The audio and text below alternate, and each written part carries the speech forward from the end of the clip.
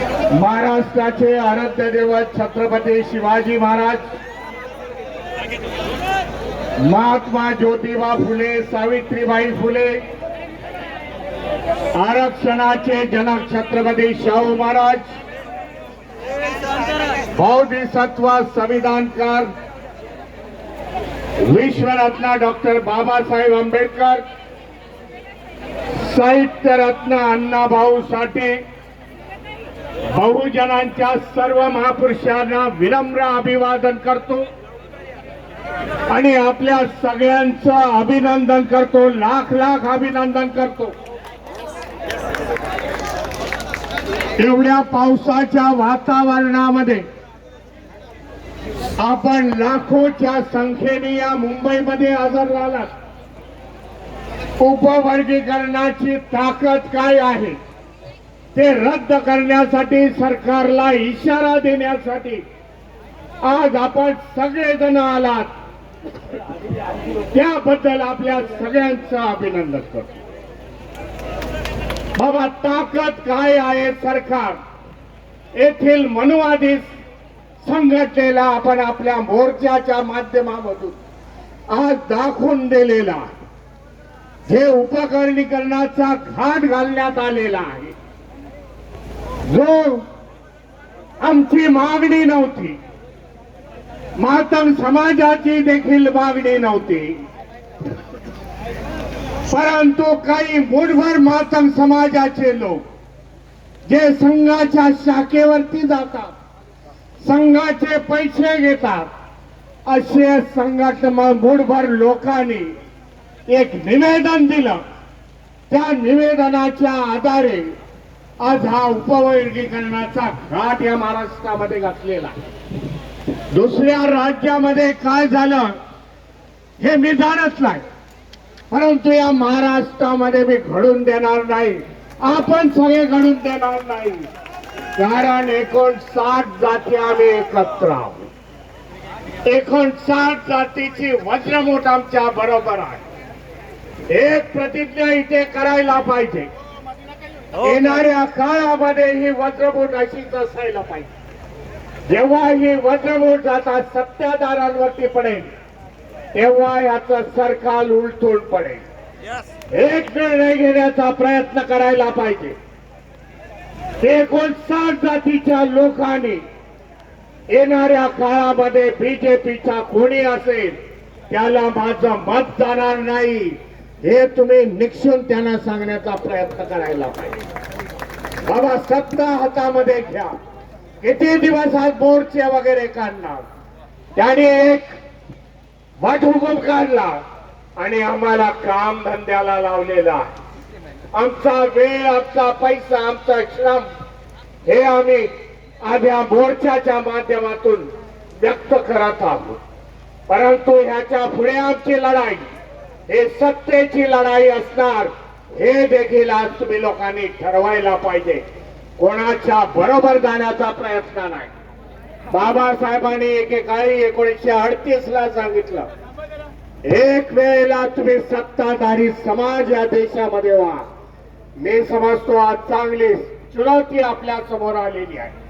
आपण सगळे आपले मतभेद विसरून एकत्र आलेलो आहोत, एका दिलाने ही लढाई लढत आहोत, हा मेसेज सरकारपर्यंत गेलेला आहे, हे असं आपल्याला सांगतो।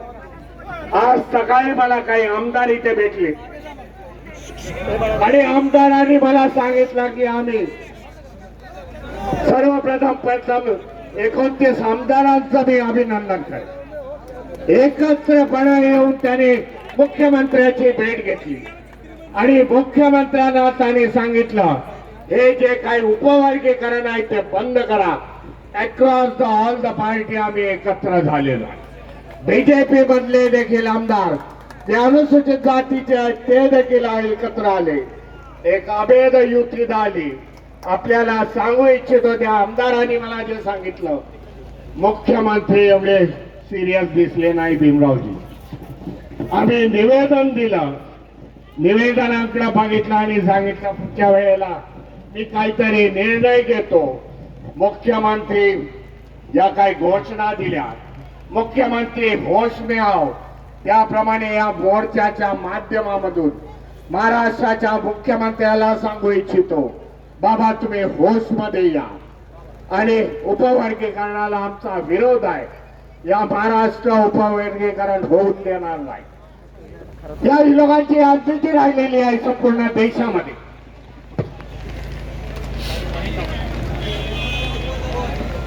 2014 मध्ये जेव्हा ते बसले सत्तेवरती, जेव्हा केंद्रामध्ये बसले, जेव्हा राज्यामध्ये बसले, तेव्हा आठवत असेल हिंदू मुस्लिमांचा वाद लावला त्यांनी. हिंदू मुस्लिमांच्या वादातून सत्ता हस्तगत केली. मायनॉरिटीजना टार्गेट केला. जे मुस्लिम आपले बांधव, आज अनेक मुस्लिमांच्या संघटनेने आज आपल्याला सपोर्ट दिलेला आणि हिंदू मुस्लिमापासून सुरुवात केली. महाराष्ट्रामध्ये एका बाजूला ओबीसी, दुसऱ्या बाजूला मराठा समाज यांच्यामध्ये वाद लावला.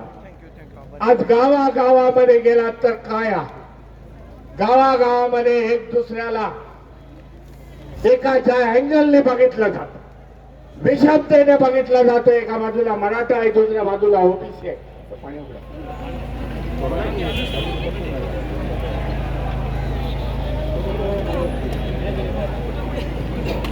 गावागावामधून एका बाजूला मराठा आहे, ओबीसी आहे.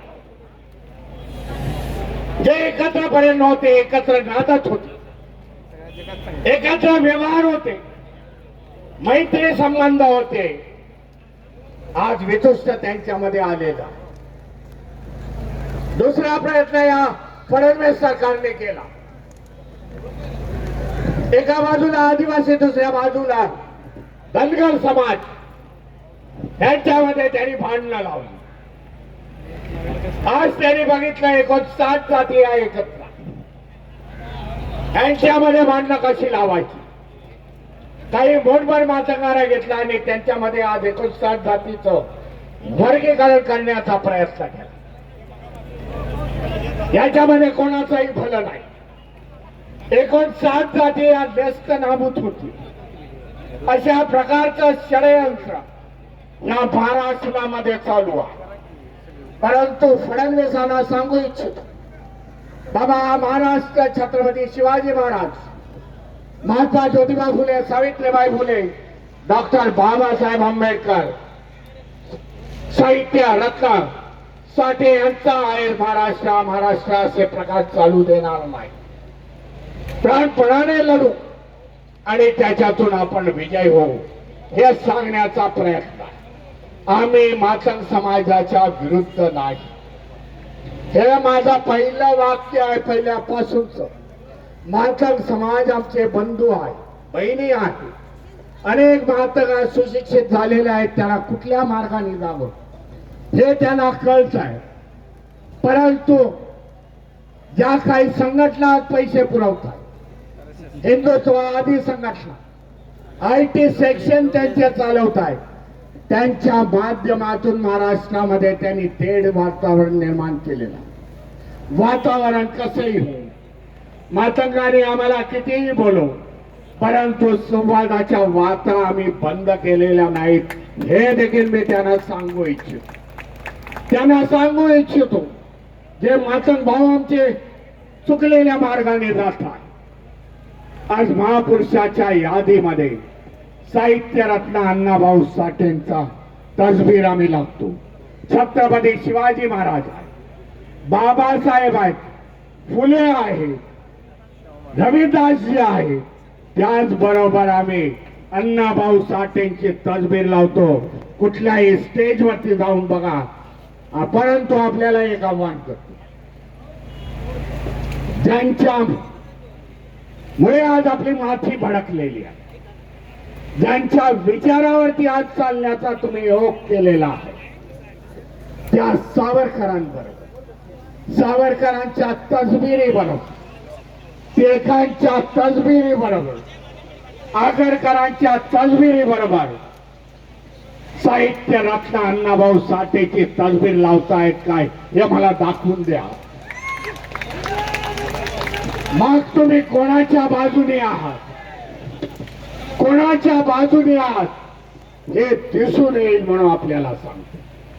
जे काय आज सरकार इथे उभी राहिलेली आहे या महाराष्ट्रामध्ये देखील या सरकारला मी चुनवती देतो.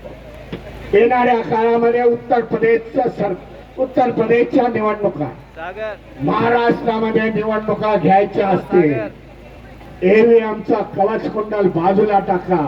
आमने सामने रस्त्यावरती या 59 जातीची वज्रमुठ किती